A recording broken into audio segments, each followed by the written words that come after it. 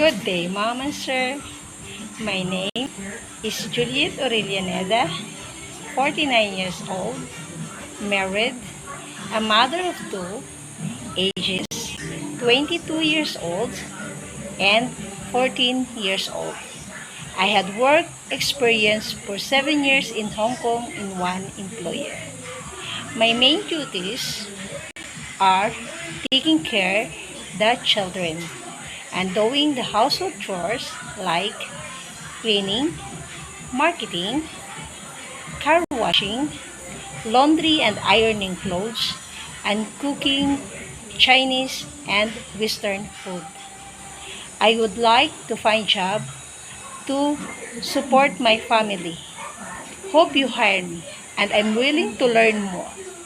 And I promise to finish my 2 years contract. Thank you and God bless.